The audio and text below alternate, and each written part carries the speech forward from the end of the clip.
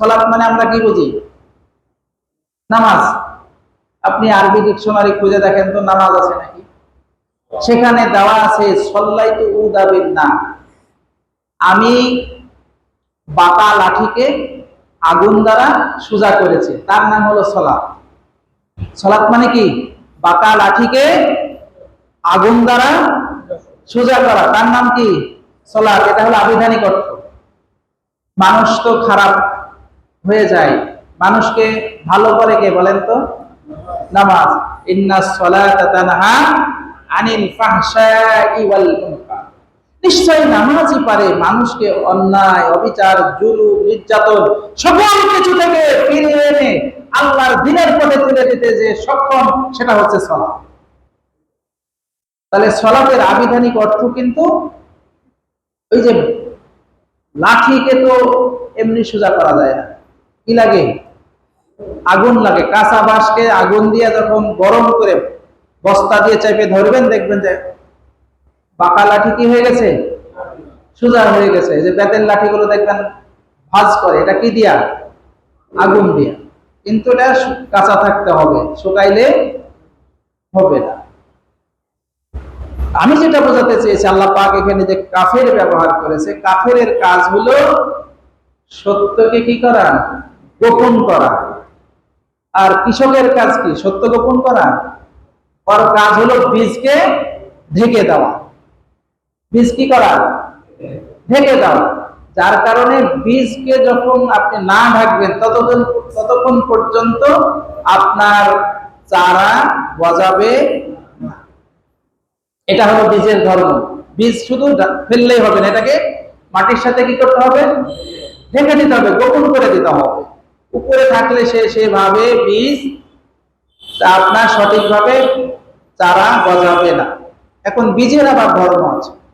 বীজের প্রথমে আপনার এভাবে যে কোনো বীজ প্রথমে দুইটা এরকম শিকড় অঙ্কুর হয়। এই অঙ্কুর যখন প্রথম আসে তখন এটা নিচে যায় না উপরে যায়? প্রথমেই সে নিচে চলে যায়। যখন নিচে যখন দুটা শিকড় চলে গেল, সেখান থেকে আরো দুটা অঙ্কুর আবার গজাবে। আল্লাহ বলছেন অখলাকা কুল্লা শাইইন জাওজাইনি লাআল্লাকুম তাযাক্কারুন, আমি প্রত্যেকটা বস্তুকে জোড়ায় জোড়ায় তৈরি করেছি। পৃথিবীতে কোনো কিছু, একটা পৃথিবীতে এমন কোনো জিনিস নাই যে জিনিস জোড়া ছাড়া আছে। একটাই শুধু জোড়া বিহীন, সেটা হলো কুল হুয়াল্লাহু আহাদ। আপনার আল্লাহ শুধু বেজোড়, তাছাড়া পৃথিবীতে সব কি? সব জোড়। সুবহানাল্লাযী খালাকাল আজওয়াজা কুল্লাহা সুম্মা তুনবিতুল আরদ ওয়া মিন আনফুসিহিম ওয়া মিম্মা লা ইয়ালামুন। সূরা ইয়াসিন। সুবহানাল্লাযী খালাকাল আজওয়াজা কুল্লাহা, আল্লাহ বলেন আমি প্রত্যেক বস্তুকে জোড়ায় জোড়ায় তৈরি করেছি। তারপরে কি করেছি? সুম্মা তুনবিতুল আরদ, জমিনের মধ্যে যত ফসল হয় সবগুলো হলো আপনার জোড়া, সব জোড়া। এবং তোমাদের ভিতরে যেটা আছে সব হলো জোড়া। কিডনি কয় জোড়া? চোখ কয় জোড়া? নাকের নাসিকা কয় জোড়া? এরকম করে রক্তের গ্রুপও শুধু জোড়া জোড়া। আর যিনি তৈরি করেছেন তিনি হলেন কে? বেজোড়া। লা শারীকা লাহু। আর আমাদের সকলের শরীক আছে। আমাদের কি শরীক আছে না? আমাদের সকলের শরীক আছে, আর আল্লাহর কোনো শরীক নাই। এবার এই যে দুটো দেখবেন যে প্রত্যেকটা সে বট গাছ হোক আর জাম গাছ হোক আর ধান গাছ হোক, প্রত্যেকটা চারারই প্রথমে কয়টা বাড়াবে? জোড়া নিয়ে বাড়াবে। এটা বুঝতে হবে যে সুবহানাল্লাযী খালাকাল আজওয়াজা কুল্লাহা। আল্লাহ বলেন আমি প্রত্যেকটা বস্তুকে, সেটা প্রাণী হোক যেই হোক, জোড়া। এই জোড়া থেকে এবার দেখেন শাখা পোশাখায় ভরে গেছে। তাহলে আমি যেটা আপনাদেরকে বোঝাতে চেয়েছি, বীজের একটা ধর্ম হলো যে এটাকে যতক্ষণ পর্যন্ত আপনি মাটির সাথে মিশিয়ে না দিবেন, ঢেকে না দিবেন, গোপন না করবেন, ততক্ষণ পর্যন্ত এটা গাছ বাড়াবে না। তাহলে যিনি গোপন করছে তার নাম কি? কাফের আরবিতে। এই জন্য কৃষককে কোরআনের ভাষায় কি বলা হয়েছে? কাফের বলা হয়েছে। এ অরিজিনাল কাফের না। তো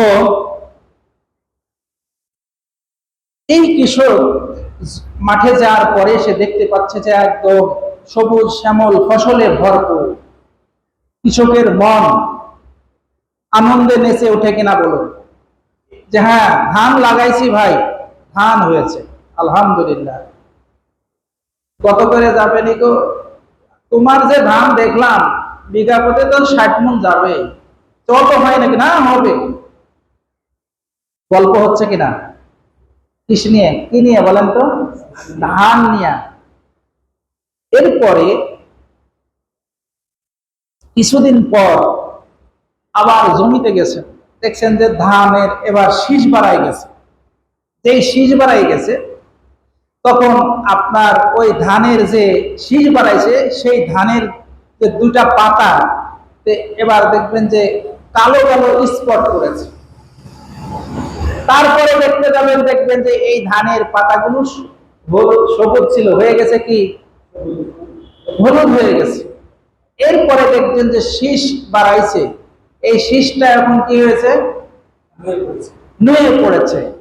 নুয়ে পড়ার পরে ওর আশেপাশে যেই আগের যে সবুজ শ্যামলে ভরপুর ছিল, এগুলা কি আর আছে? না শুকনা হতে হতে মরে খালি নিচের দিকে যাচ্ছে?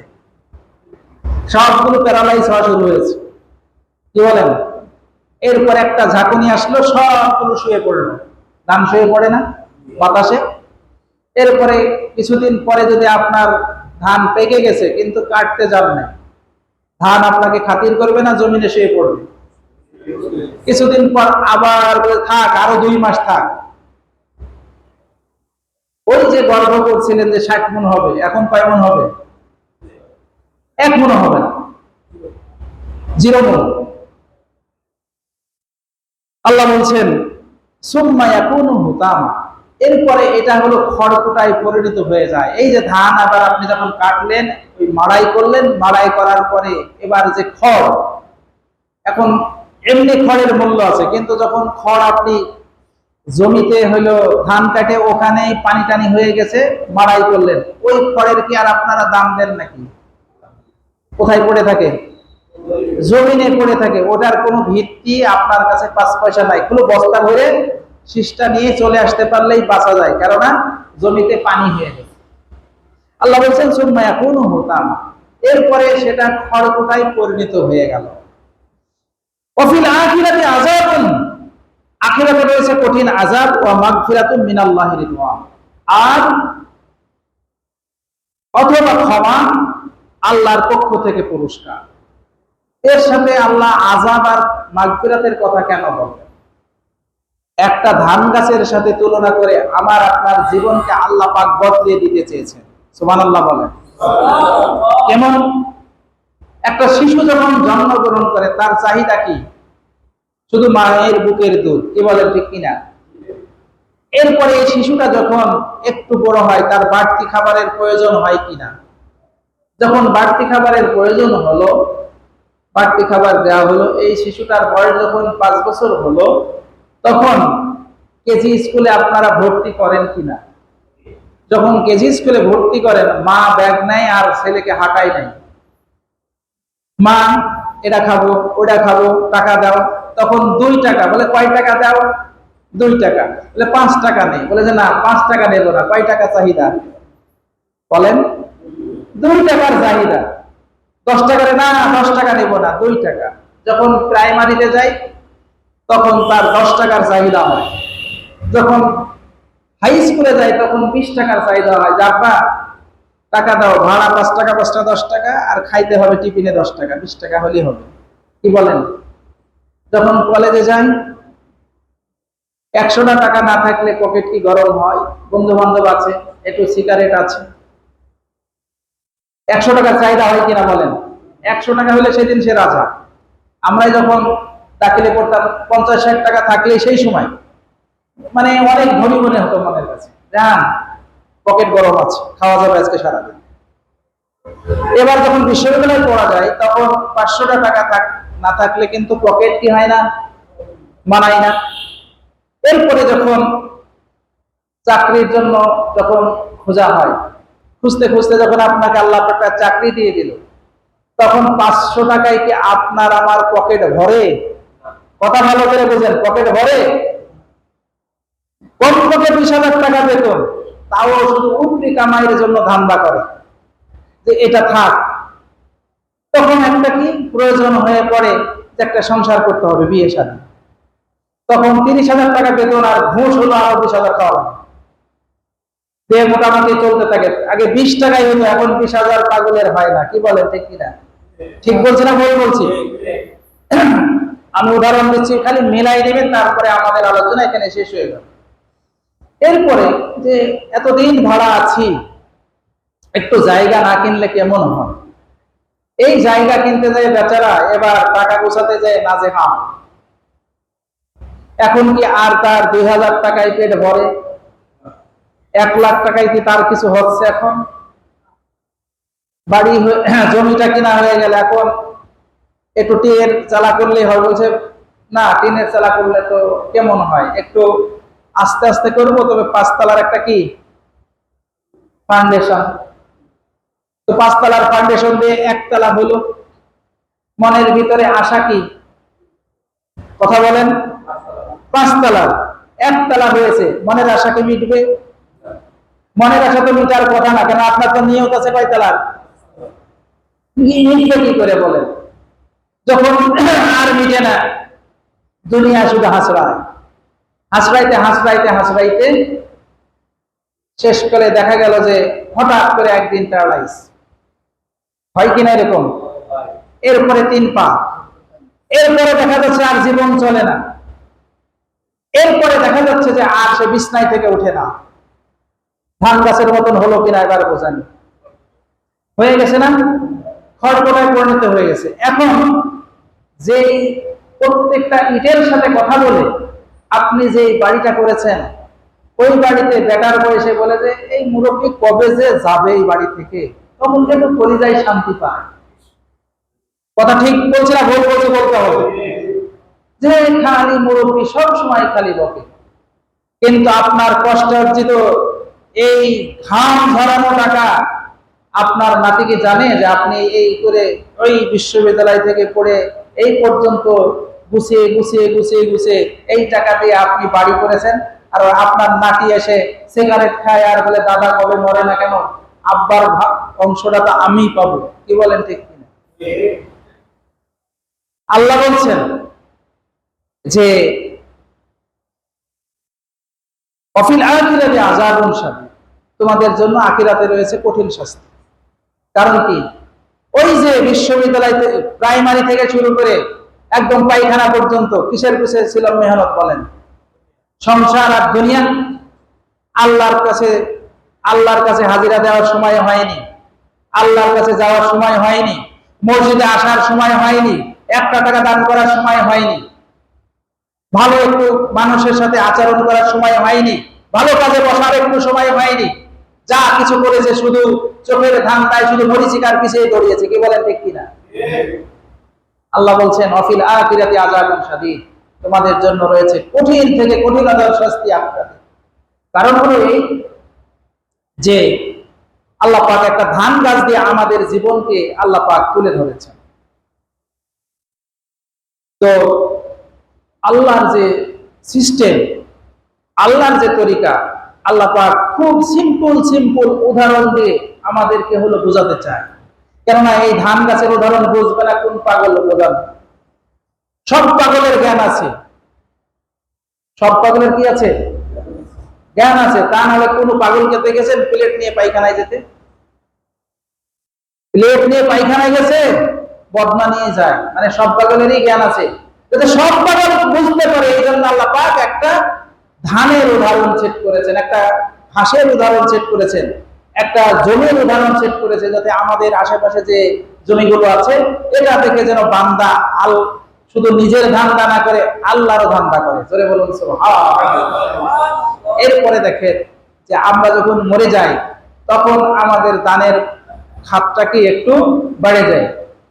মসজিদে বাপ মরে গেছে, একটা ফ্যান দে, মেম্বার তৈরি করে দে, প্রথম সারির জায়নামাজ করে দে, টাইলস কিছু কিনে দে। আপনার লাভ কি বলেন? আপনার সম্পদ থেকে যদি আপনার ছেলে দান করে, আপনি মারা যাওয়ার পরে সেই সম্পদটা আপনার না। আপনি যখন মারা গেছেন তখনই কিন্তু আপনার সব সম্পদ কি হয়ে গেছে? সব সিজ হয়ে গেছে। আপনার স্ত্রীও তালাক হয়ে গেছে, আপনার স্ত্রীও তালাক হয়ে গেছে। কেমন কথা? আমি মারা গেলাম, আমার স্ত্রী বেঁচে আছে, আমার স্ত্রী যদি অন্য জায়গায় বিয়ে করে, ওকে কি তালাক দিয়ে বিয়ে করতে হয়? কথা বলেন, মাসালা কি? তালাক দিতে হয়? তো তালাক না দিলে অন্যের স্ত্রী হালাল হয় কি করে? না, 3 মাস 10 দিন শুধু ইদ্যত পালন করলেই আপনার কি হয়ে যাবে? অন্য জায়গায় বিবাহ বসতে পারবে। মানে বোঝা যাচ্ছে যে মরার সাথে সাথে আমার স্ত্রীর সাথে আবার অটো তালাক হয়ে গেছে। তাহলে তো অন্যের স্ত্রী তো আপনি বিবাহ করতে পারবেন না। পারবেন? এটাকে শরীয়ত পারমিট করে। কিন্তু মরে গেছেন, তালাক দেওয়া লাগবে না, অটো তালাক হয়ে গেছে, মানে আপনার স্ত্রী আর স্ত্রী নাই। এবার আপনারও সম্পদ সম্পদ নাই। এবার যে দান করবে তার সওয়াব হবে। এখন আল্লাহ যদি দয়া করে ভায়া করে যদি হলো কবরে দেয়, সেটা আলাদা হিসাব, কিন্তু দান করলে সন্তানের সওয়াব হবে, আপনার সওয়াব হবে না। আল্লাহ কোরআনে সেটাই বলেছে, ওয়া আনফিকু মিম্মা রাযাকনাকুম মিন ক্বাবলি আইয়াতিয়া আহাদাকুমুল মাউত। আল্লাহ বলছেন যে তোমরা দান করো তোমাদের মৃত্যু আসার পূর্বে। যখন মৃত্যু এসে গেল, যে ফায়াকুল রাব্বি লাউলা আখারতানি ইলা আজালিন করিম, আয় আল্লাহ তাআলা তুমি আমাকে আর এক মুহূর্ত সময় দাও, ফাআসাদদাকা ওয়া আকুন মিনাস সালিহিন, তাহলে আমি আমার জীবনে যা ইনকাম করেছি সব কিছু তোমার রাস্তায় ব্যয় করে দেব। ওয়া আকুন মিনাস সালিহিন, আর আমি কি হব? ভালো হয়ে যাব। ওয়া আকুন মিনাস সালিহিন, আমি নেককার হয়ে যাব। আল্লাহ বলছেন ওয়ালা ইউআখিরাল্লাহু নাফসান ইযা জা আজালুহা, পুরো মানুষের যখন নির্দিষ্ট সময় ঘনিয়ে আসবে তাকে আর কোনো সময় দেওয়া হবে না। আল্লাহু খবীরুম বিমা তা'মালুন, আল্লাহ তাআলা খুব ভালো করেই জানেন তুমি কি করবে। কি করবে মানে ওই যে মৃত্যুর সময় দেখেন শয়তান আমাদেরকে কিভাবে ধোঁকা দেয়। মৃত্যুর সময় কালিমা বাদ দিয়া বলে যে আমার এইটুক আমার নাতিকে দিও, ওইটুক আমার ছোট মেয়েকে দিও, এই বাড়িটা তুমি থাইকো, ওই বাড়িটা তুমি থাইকো। এদিকে আজরাইল এসে হাজির হয়ে গেছে, কালিমা নসিব হলো না, কালিমা নসিব হলো না।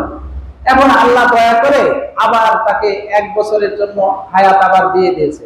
ঘুম থেকে ওঠার পরে কি আবার ওই যে 5 তলার যে শিখ বাড়ায় আছে, আবার সে শিখ ঢাকার চেষ্টা করবে কিনা বলেন?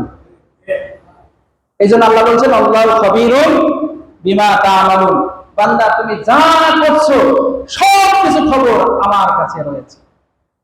এর পরের কথা হচ্ছে যে ওয়া মাগফিরাতুম মিনাল্লাহি ওয়া রিদওয়ান, আর তোমাদের জন্য ক্ষমা আছে আর আল্লাহর সন্তুষ্টি আসে। যেই জীবনটা যদি তোমরা এই পথে না ব্যয় করে যদি আল্লাহর পথে ব্যয় করো, আল্লাহর পথে যদি তোমার জীবনটা তুমি উৎসর্গ করতে পারো। মানুষ তার নিজ মতো নিজে কিন্তু চলতে পারে না। যদি চলতে যায় প্রত্যেক জায়গায় কি খাবে? হোঁচট খাবে।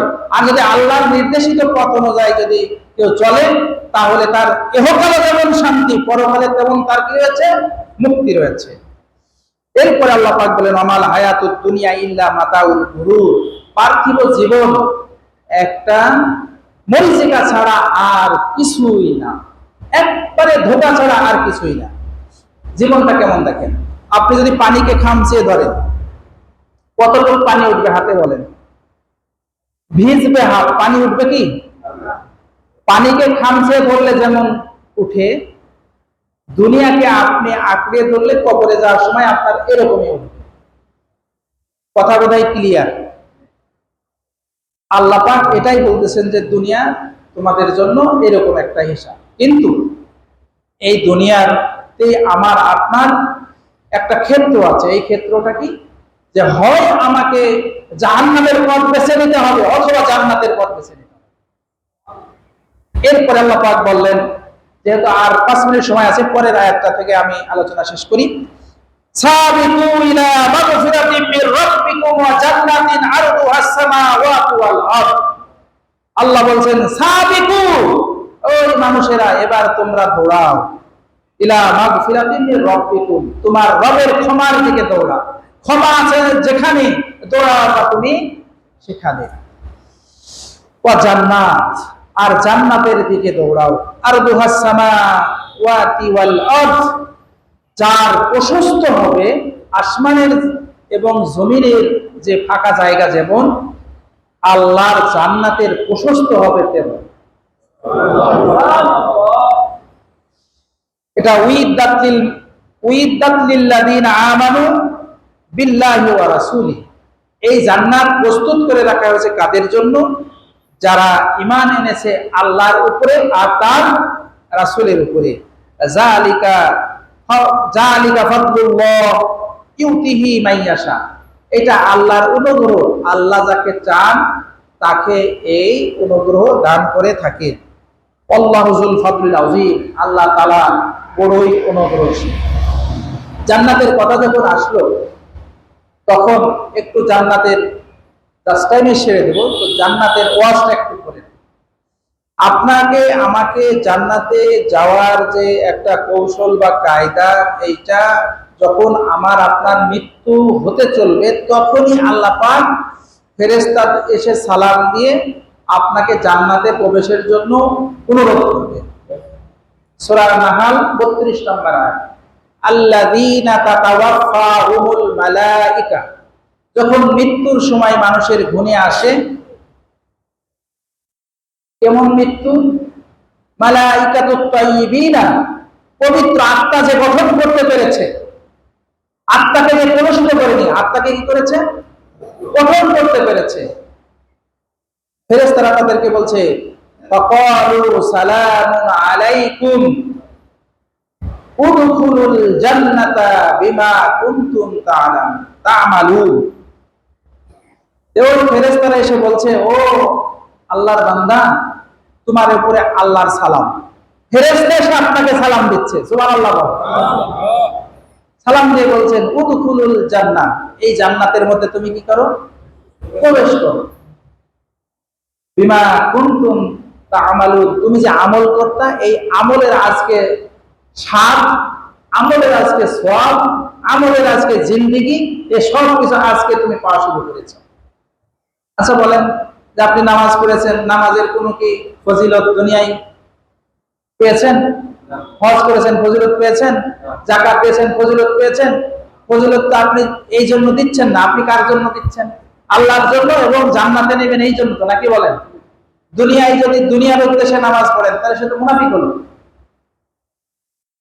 এই যতগুলো আমল আল্লাহর জন্য করেছে, এবার ফেরেশতা এসে তাকে সালাম দিচ্ছে। এটা কি কম সৌভাগ্যের কথা? কত বড় সৌভাগ্যের কথা চিন্তা করেন, যে আল্লাহর বান্দারা, ভয় করো না, ভয় করো না। তাতানাযালু আলাইহিমুল মালাইকাতু আল্লা তাখাফু ওয়া লা তাহজানু ওয়া আবশিরু বিল জান্নাতি আল্লাতী কুনতুম তুআদুন।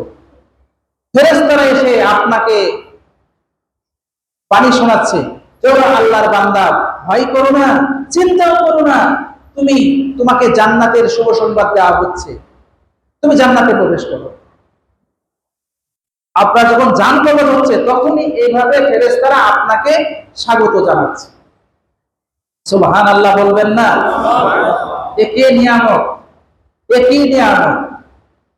তো এবার এই জান্নাত, যে একবার যদি সুবহানাল্লাহ বলেন, জান্নাতে একটা গাছ হবে, বুখারীর হাদিস, এই গাছের ছায়া এত দূর ব্যাপৃত হবে যে একটা তেজস্বী ঘোড়া, একজন যুবক যদি হলো দৌড়াইতে থাকে, 500 বছর পর্যন্ত দৌড়ায় যাবে, তবু আপনার এই জান্নাতের যে গাছ, এই গাছের ছায়া অতিক্রম করতে পারবে। এবং জান্নাতের যে গেট হবে, আমাদের গেট কয় ফিট? বড় গেট হলে 10 ফিট, আর বাড়ির গেট হলে 3 ফিট। জান্নাতের গেট কেমন জানেন? একজন তেজস্বী ঘোড়া যদি 500 বছর পর্যন্ত দৌড়াইতে থাকে, তবে এই গেটের এই পাল্লা থেকে ওই পাল্লা পর্যন্ত যেতে পারবে না। আর জান্নাতের প্রশস্ততার কথা আল্লাহ তো বলে দেন, আসমান এবং জমিনের প্রশস্ত তত, আল্লাহর জান্নাতের প্রশস্ত তত। এই জান্নাত কিসের বিনিময়ে আল্লাহ দিচ্ছেন? আপনার আমার পচা আমলের বিনিময় আল্লাহ পাক এমন জান্নাতের ব্যবস্থা করেছেন। যেমন আমি আমার ভাষায় বারবার বলেছি যে বরফ দিয়া আপনি স্বর্ণ ক্রয় করছেন, বরফ দিয়ে আপনি স্বর্ণ ক্রয় করছেন। কেন? একজন বড়পালা সে বলতেছে যে ভাই আকাশে মেঘ উঠেছে আর আমার বাক্সের নিচেও ফুটা হয়ে গেছে, আমার পুঁজি সহ সবকিছু চলে যাচ্ছে। কথা ভালো করে বোঝেন। আকাশে কি মেঘ, বিকাল বেলা হয়ে গেছে, মানুষ কি বরফ খাবে? এদিকে বাক্সের তলা কি হয়েছে? ফোটা, ঝরঝর করে পানি পড়ছে, মানে বরফ গলে যাচ্ছে। বরফওয়ালা বলছে কে আছো, যে আমার আপাতত পুঁজিটা ফেরত দিবা। একজন দয়ালু লোক সে বলল তোমার এখানে বরফ কতটুকু আছে? কেজি 10 হবে। আচ্ছা 10 কেজি বরফ আমার এখানে ঢেলে দাও আর 20 কেজি স্বর্ণ নিয়ে বাড়ি চলে যাও। এই লোকটা কেমন খুশি হবে বলেন? তার জন্য আল্লাহ আপনাকে যে জান্নাত দেবে তার চেয়ে আপনি মহা খুশি হয়ে যাবেন। আর মানুষের আবার একটা মনের ভিতরে একটা জান্নাতে যে একটা আবার টেনশনও থাকবে। কিরকম টেনশন? যে এইরকম তো আমি তো এত আমল করিনি, আল্লাহ যে আমাকে দয়া করে আমল করার কারণে যে এরকম জান্নাত দিয়েছে, আল্লাহ কি বের করে দেয় নাকি, বেরি করে দেয় নাকি? এই জন্য আল্লাহ পাক বারবার আবার আশ্বস্ত করেছেন যে খালিদিনা ফিহা লা ইয়াবগুনা আনহা হিওয়ালা। যেখানে জান্নাতের কথা এসেছে সেখানে একটা শব্দ ব্যবহার করা হয়েছে খালিদিনা ফিহা, মানে তোমরা সেখানে চিরকাল থাকবা। সুবহানাল্লাহ, চিরকাল থাকবা। লা ইয়াবগুনা আনহা হিওয়ালা, সেখান থেকে বেরিয়ে যাওয়ার কোনো চিন্তা চেতনা ধ্যান ধারণা তোমাদের মাথার ভিতরেই থাকবে না। সুবহানাল্লাহ। মানুষ ক্লান্ত হয়ে গেলে, পরিশ্রান্ত হয়ে গেলে একই খাবার বারবার ভালো লাগে না, বলে যে একটু রুচি চেঞ্জ করার দরকার, একটু বাইরে ঘুরতে যাওয়ার দরকার। কিন্তু জান্নাতে লক্ষ লক্ষ কোটি কোটি বছর মানুষ থাকবে, কিন্তু রুচির কোনো পরিবর্তন। সুবহানাল্লাহ বলেন। কেমন? যে আপনি ধরেন যে গরুর গোশত খাইতে খুব ভালোবাসেন, তাই না? তো এখন জামাইয়ের বাড়িতে বেড়াইতে গেছেন, জামাই 20 কেজি গরুর মাংস এনে বলছে যে আব্বাকে এটাকে ঝোল করে ভুনা করে 3 বেলা করে এটাকে খাওয়া। আচ্ছা বলেন, 3 বেলা খাওয়ার পরে প্রথমে কি প্রেসার উঠে গেছে, পায়খানা কষা হয়ে গেছে, এখন দেখা যাচ্ছে পাইলস দিয়ে রক্ত বাড়াচ্ছে। বলছে আব্বা তাও আপনাকে খাইতে হবে। কেন? আপনি যেটা ভালোবাসেন। আচ্ছা মা তোর পাপ হচ্ছে, তো একটু শাক দি। কি বলেন, ঠিক কিনা? একই খাবার বেশি দিন এই জমিনে ভালো লাগে না। আমও দেখেন প্রিয় খাবার, কিন্তু যখন 10টা-15 দিন খান তার আম ভালো লাগে। কিন্তু জান্নাতের যে খাবার, এই খাবারের কোনো রুচির কোনো পরিবর্তন হবে না। আপনি যদি আস্ত 2টা গরু খেয়ে নেন, ঢেকুর দিলেন তো সবকিছু শেষ হবে। কোনোদিন আপনার মনের ভিতরে জাগবে না যে আমার এই খাবারটা ভালো লাগছে। সুবহানাল্লাহ। এরকম জান্নাত আপনার জন্য আল্লাহ বলছেন যে আমি লিল্লাযিনা আমানু, যারা ঈমানদার আর যারা রাসূলের উপর ঈমান এনেছে তাদের জন্য আমি এই জান্নাত প্রস্তুত করে রেখে দিয়েছি। তো এই জান্নাতটা আল্লাহ পাক খালি খালি দেবে না।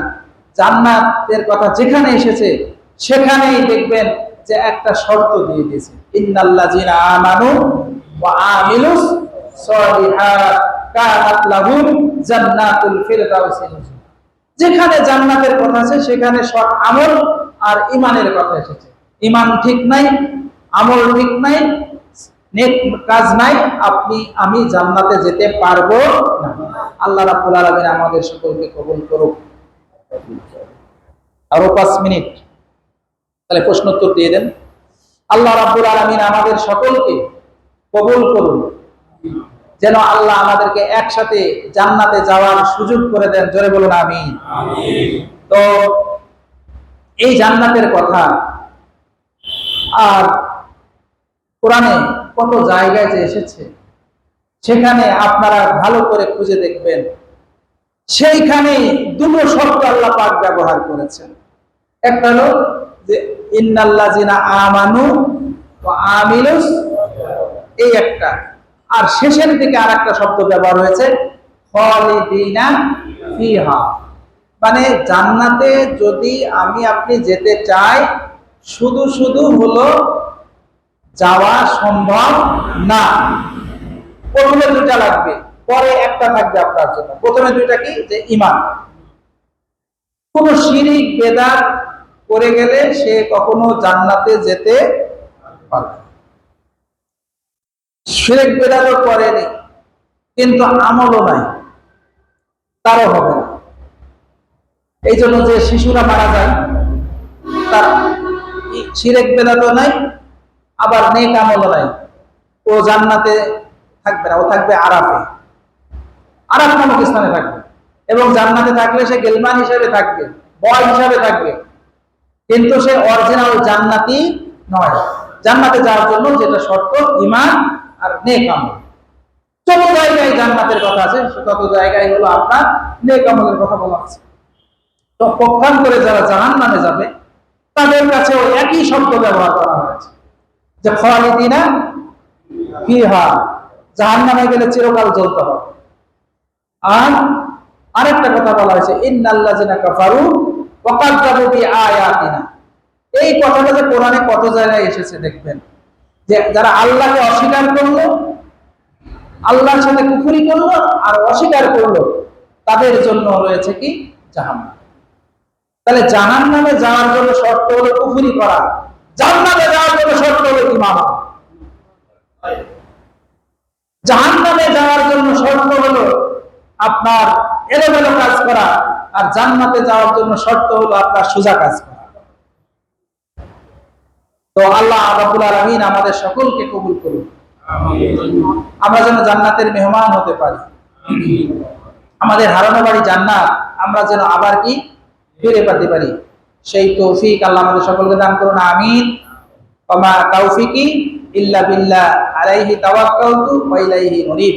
মেহমান আসার পর্যন্ত একটু প্রশ্ন উত্তর, যেহেতু দীর্ঘ সময় আলোচনা করলাম, তো প্রশ্ন উত্তর আপনাদের কোনো জানা থাকলে এখন প্রশ্ন করতে পারেন। এই দার্সের পরে থেকে বা যে কোনো প্রশ্ন আপনারা করতে পারেন, এটা থাকার দরকার আমাদের। যেহেতু দীর্ঘ সময় আলোচনা, আপনারা কি বুঝলেন বা কি শুনলেন, একটু আপনাদেরও মুখ থেকে কিছু কথা আসার দরকার।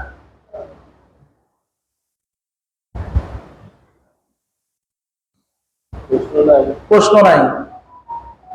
প্রশ্ন যদি না থাকে তাহলে আলোচনা এখানেই শেষ করছি। আপনাদের তাহলে প্রশ্ন নাই মানে বসেন, আপনারা ছাত্র ভালো,